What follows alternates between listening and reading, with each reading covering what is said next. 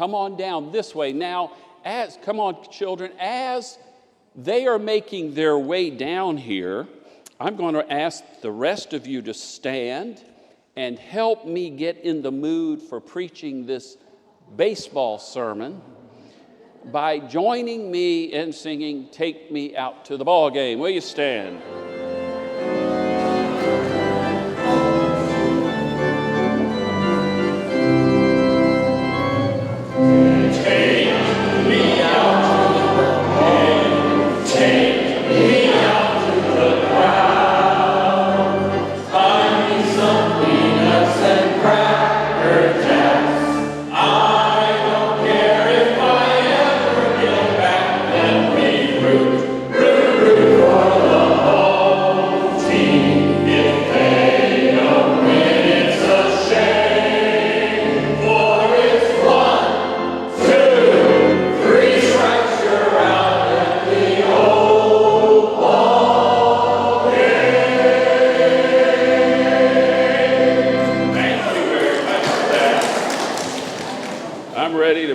Now,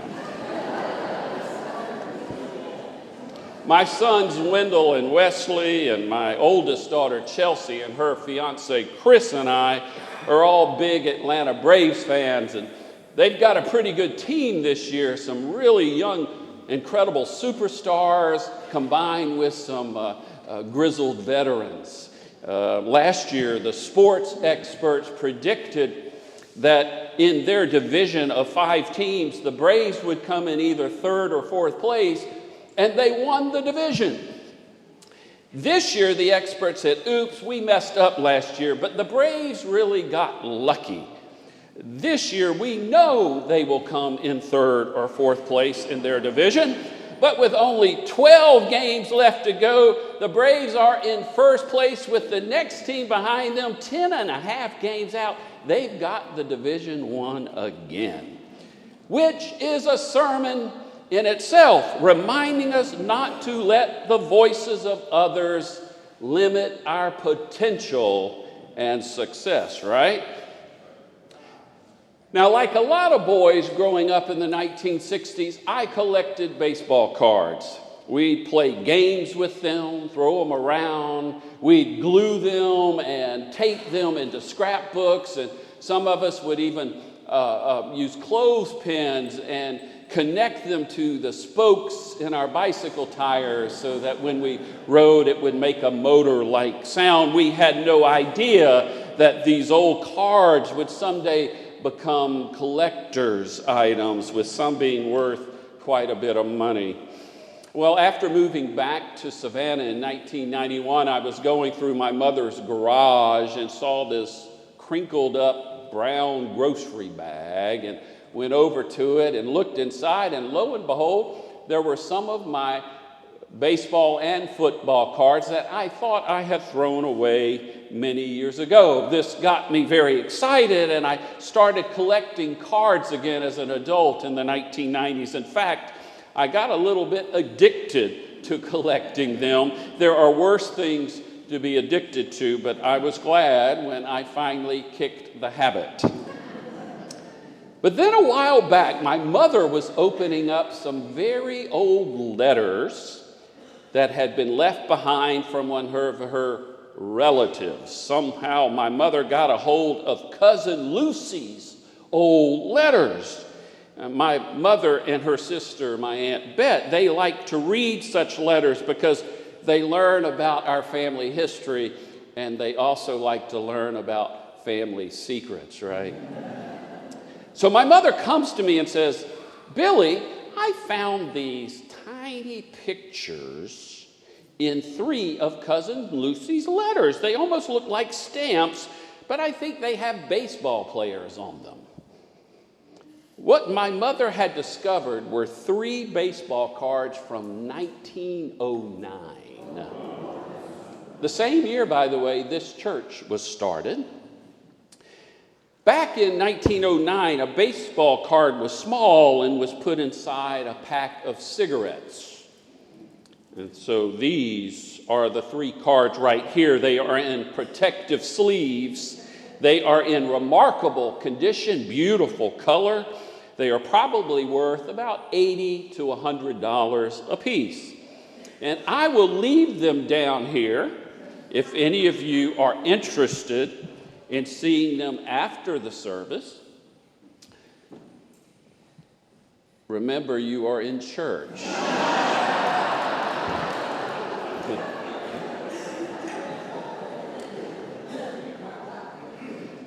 Now, what my mother did not know was that these cards were from the very same year and series as the most valuable baseball card ever, the famous Hannes Wagner card.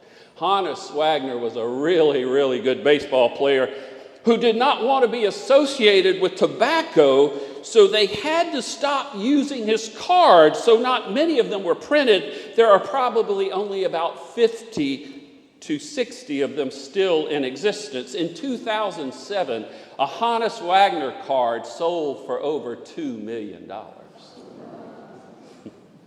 The next time and last time a Hannes Wagner card was sold was 3 years ago in 2016 for over $3 million. Now, I'm not going to get into the fact that we live in a society that will pay over $3 million for a tiny piece of paper when we have hungry and homeless people in our backyards. That's pretty crazy, and that's for another sermon. But could you imagine if my mother had found a fourth letter with a card in it, and the fourth card was the Hannes Wagner card? Could you imagine the expression on my face as she showed it to me saying, "Is this any good or should I just toss it?" Could you imagine me passing out on the floor? That would have been something, wouldn't it? Could you just imagine if she had found a fourth card?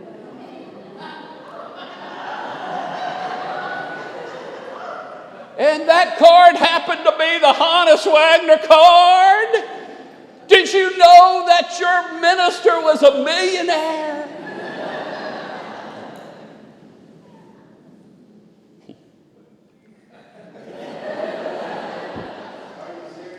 Waiting for the punchline, aren't you? I don't think I'll be leaving this card down on the altar rail, even though we're in church.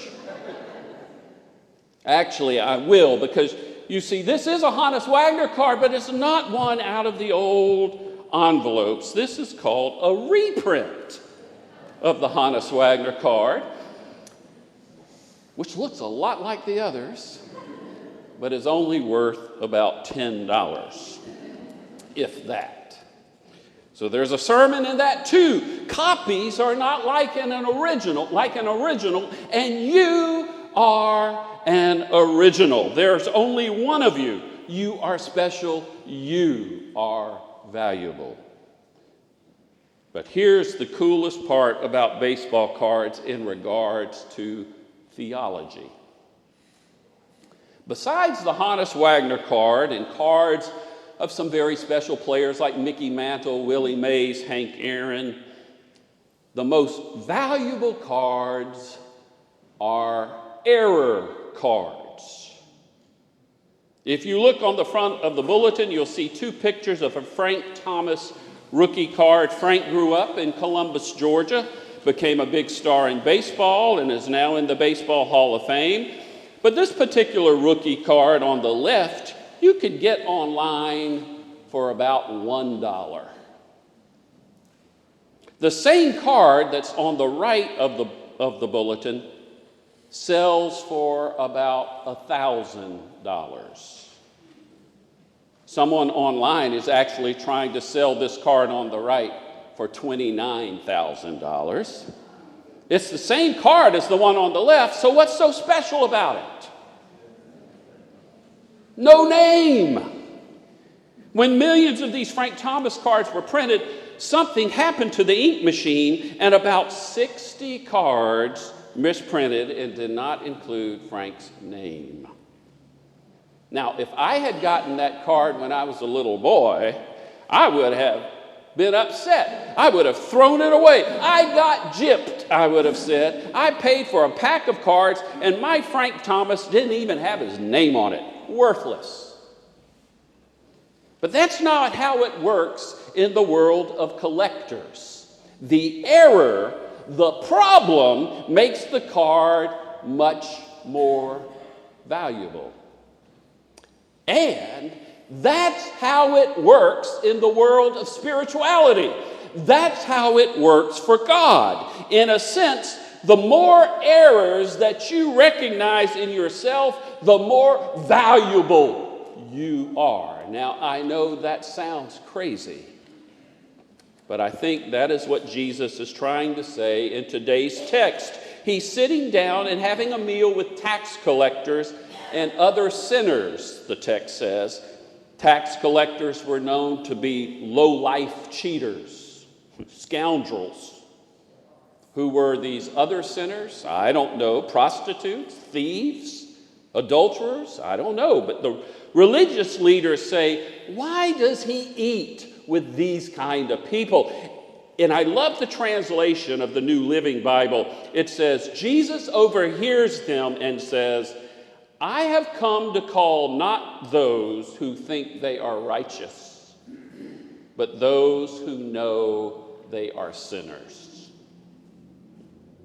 In other words, everybody is an error card. Everybody has issues, has faults, has sins.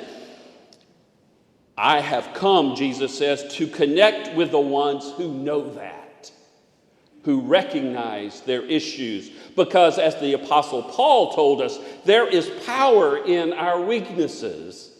I have not come for those who don't recognize their shortcomings. I can't help them. They are powerless. That's why Jesus was so frustrated with so many religious leaders and called them hypocrites. The word he used is a Greek word that means actor, pretender, one who covers things up, one who wears a mask. If you don't recognize your issues, your weaknesses, your faults, then nothing can be done to help you. The late great therapist John Bradshaw used to say, you are as sick as your what? Secrets. He specialized in dysfunctional families and people with addictions. You're as sick as your secrets, he would say. If you don't recognize your issues, if you are not honest about them, then you can't get well. You will get sicker and sicker instead of experiencing healing. And you can't help someone else who may have the same issues. So many of us struggle with being honest about our struggles. Be it a broken marriage, a broken relationship, an addiction, an obsession. And we tend to be like those religious leaders and pretend that everything is okay as things get worse and worse and worse. Men, by the way, especially struggle with this, as I'm sure you know. When I first went into the ministry, I got a phone call from a husband asking for the name of a therapist so he and his wife could get some marriage counseling. And I hung up the phone thinking, now there is something you don't see every day. A man taking initiative, a sensitive husband being proactive about his marriage, being willing to see a therapist with his wife.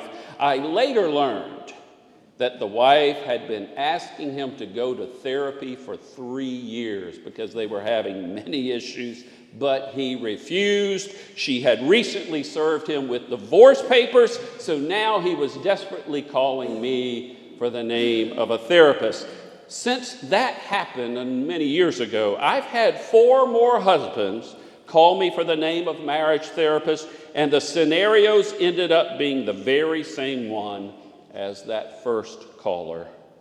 Why is it so difficult for us to be open and honest about our problems and weaknesses? Why do we pretend and be in denial? There are, as you know, 2 main culprits. Ruthie named one today, shame. Shame. And then pride, its cousin, pride, the ego.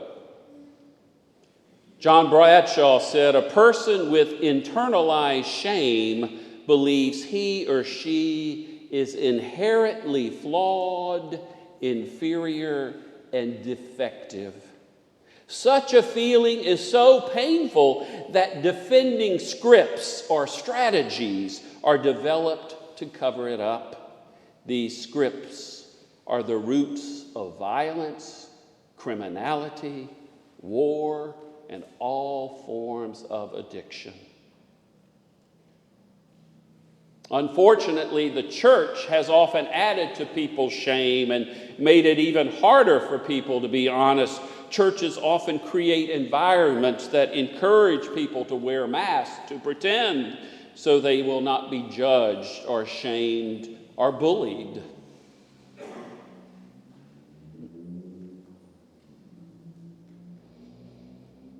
Richard Rohr says, the church says we have absolutely the perfect medicine for you to heal your imperfect souls. Now, the only requirement you have in order to receive this perfect medicine is that you don't ever need it. Be perfect. Wow. It's just the opposite of what we should be doing. At one of the tri-faith services we had at Congregation Mikveh Israel, Rabbi Haas mentioned that all of the great heroes in the Hebrew Scriptures had flaws. Abraham, Moses, David, these guys lied, cheated, were violent, were sexually promiscuous. These big three did it all, and the writers of the Hebrew Scriptures didn't try to hide it. According to Rabbi Haas, the rabbis, in fact, highlight these flaws on purpose, as if to say, these imperfect people did great things. These imperfect people were loved by God. These imperfect people were loved unconditionally and were people of faith and did good things, and that means we can too. These heroes of our faith often messed up, so don't let your imperfections get in the way of being a person of God and living out the will of God. That's why the word grace is so amazing and wonderful in our Christian tradition. To understand that the great creator of the universe loves and accepts us just as we are is about the only thing I know that can help a person overcome shame and pride so we can live honest, authentic lives. So we can let our weaknesses become our strengths. It's amazing what happens when we're able to be open and honest about our struggles and weaknesses. You see it around here in our small group studies. You see it in our new member classes. You see it in our youth gatherings. We saw it today with Ruthie and how she shared with us. Wow. Jesus says, these are the kind of people I want to hang out with, to connect with, because they are authentic. They are the ones who can make a difference. They can turn weaknesses into strengths. Friday night, I was in line waiting to check out at the art store Michael's out on Abercorn. And unfortunately, right where you check out, they have all of the candy bars in the world staring at you. Row upon row upon row of them. And I really wanted one. They were calling my name. I actually wanted two, a Snickers and a Milky Way. But I knew I shouldn't have one, and especially not two.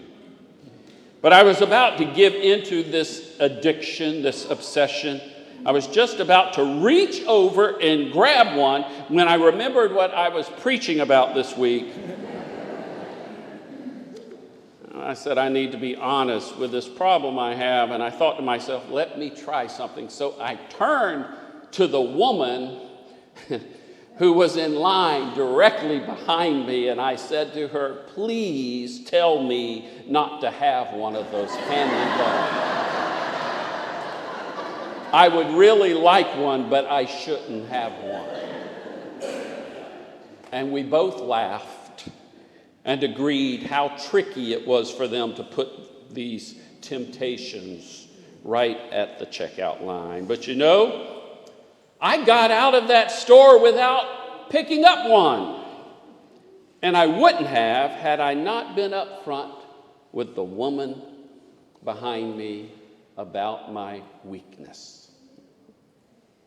Now, I have to be honest with you. Later that night,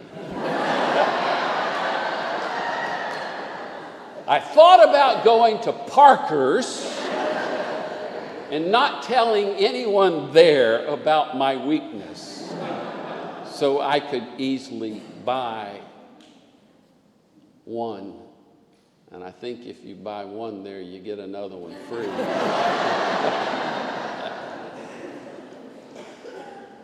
My son Wesley was sick at the house, however, and things went crazy, and I never got around to it. It is so hard. You see, the spirituality of the Bible is much more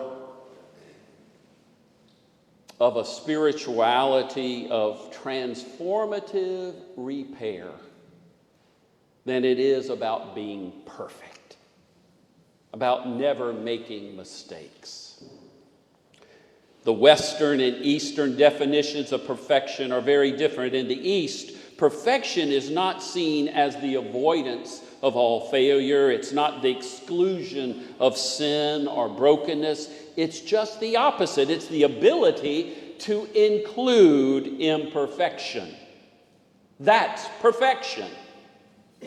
Perfection is viewed as the ability to include imperfection because everything belongs. Everything is used by God. Even the sin, especially the sin, because it's usually the sin that teaches us. In today's text, Jesus seems to be saying about the sinners he ate with, these people have an advantage. They actually have a head start in understanding what I'm talking about over the folks who think they're doing it right, who think they are so good, who don't think they need God, who don't need healing or forgiveness or mercy. Jesuit priest Jean-Pierre de Caussade said, "Rejoice every time you discover a new imperfection, because you then have to fall into the hands of the living God." Every so often, I like to remind people about a man who had made a big impact on my life. Carter B. Harrison was his name. Carter B. impacted more people in a deep spiritual way than any person I know, including any minister I know. He was a layman. He was a hard-working blue-collar worker, ran a cemetery monument company off of Bonaventure Road. In the 1970s, he and his wife formed an interfaith Christian group for youth called Teens for Christ. He helped form a group in Savannah for Christian businessmen. He helped to form all kinds of small group ministries. After his death, people came up to me at his funeral and said, "Carter B. was the most influential person in my spiritual journey." What made Carter B.'s ministry so powerful and effective? It wasn't his good looks. He wasn't the handsomest person in the world. It wasn't his singing voice. He was tone deaf. It wasn't his polished presentation. Carter B. stuttered a lot and would prefer to wing it. What it was his humanity. It was his vulnerability, his honesty, his sincerity, his authenticity. Carter B. Harrison was so unassuming, and he would tell you in a heartbeat that he wasn't a perfect person, that he messed up a lot. But people would think, if God could mean so much to old Carter B. Harrison, then maybe God can mean a lot to me. If someone like Carter B can have a close relationship with God, then maybe I can too. So if there had been a Carter B. Harrison baseball card, it would have had a lot of errors on it. But it would have been priceless. The same is true for us. Know that you are loved unconditionally so that your weakness can become a strength. Know that it is because of your weakness that Christ is calling you to make a difference in the world, to be light and to be salt. It's because of your weakness. So don't hide it. Use it. Amen and amen.